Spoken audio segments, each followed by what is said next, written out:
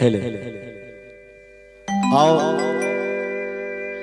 Shambhu Yadav official YouTube channel पर अहाँ सब एक से एक गीत सुन सकै छी।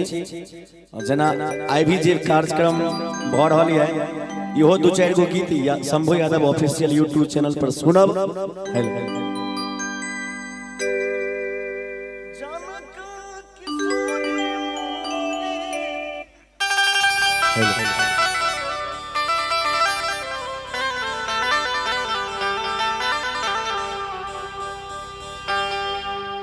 जनका किशोरी मोरी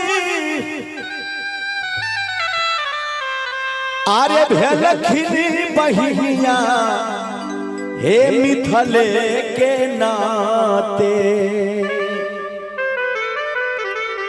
जे राम मिथिला में पाहुन बन के एलखिन जनक किशोरी हमर बहिन छथिन, मिथिलावासी के बहिन छन। बड़ा सुंदर भाव कवि के लिखे छथिन। जनका किशोरी मोरी आरे भेलखिन बहिनिया हे मिथले के नाते, हे मिथले के नाते। एक बार ताली बजा के सब आदमी राम जी पहुनमा भेलखिन मोर हे मिथले के नाते।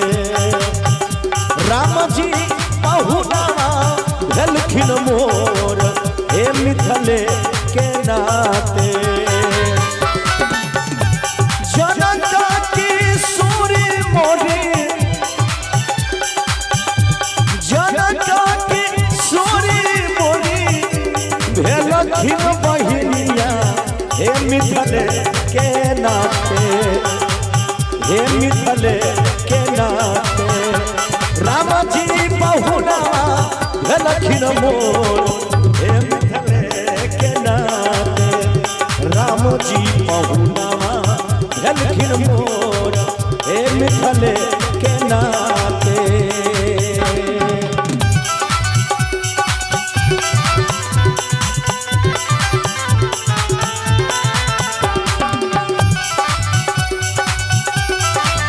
जय हो।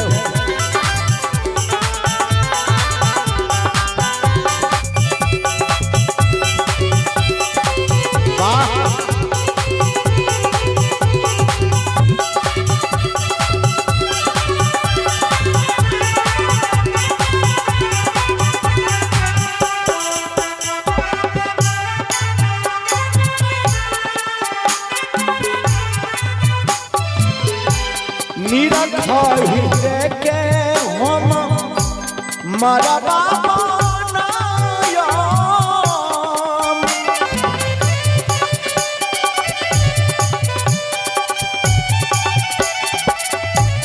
निरखाहिर देके हमें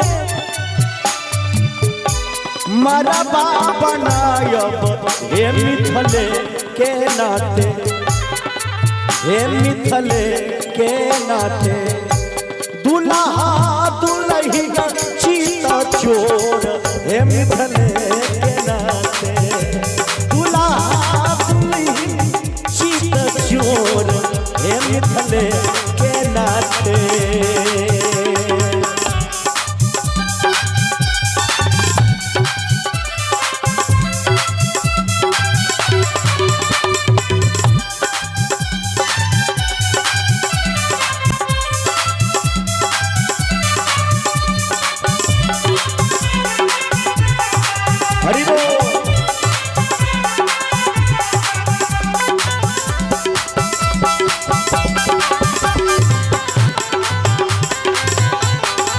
जिया हो कृष्णा ए संतोष हरिनाथ हो ए प्रणाम भैया।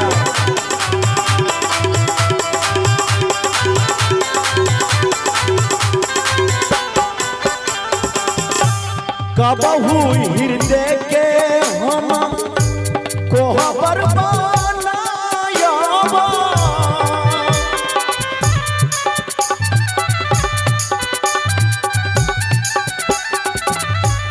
कबहू हृदय के हृदय बनायब हे मिथले के नाते हे मिथले के नाते हंस रस में होया बाबी भोर हे मिथले के नाते हंस रस में हो बाबी भोर हे मिथले के नाते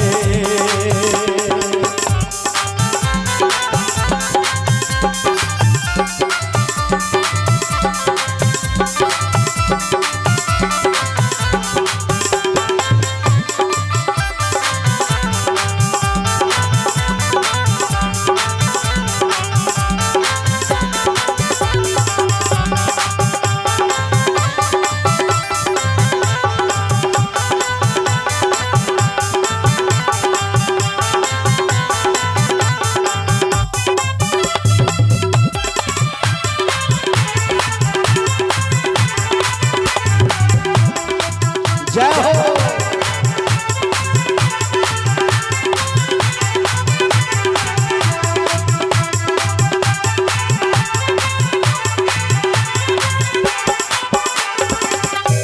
दुल्हा दुल्हन संग जीवन बितायब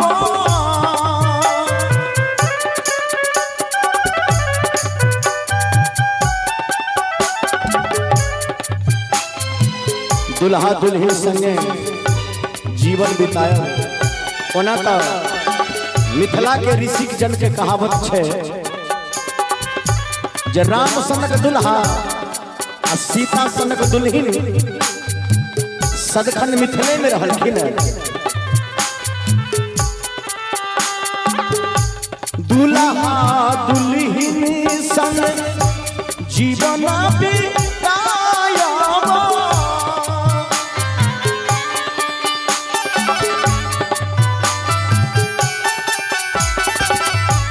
दुल्हा दुल्हन संग जीवन बितायब हे मिथले के नाते हे मिथले के नाते रूप लाता लाती दीर्घ को हे मिथले के नाते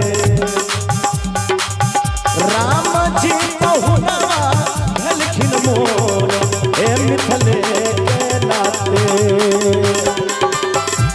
जनक की सूरी मोरी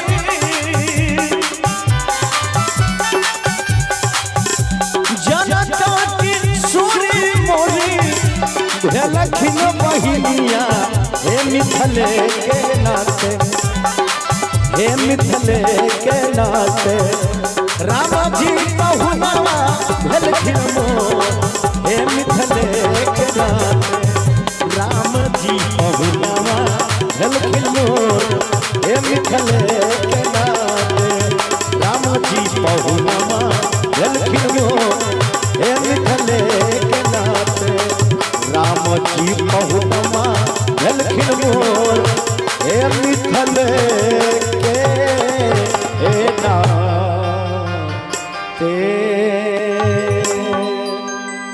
बोले मिथिला धाम की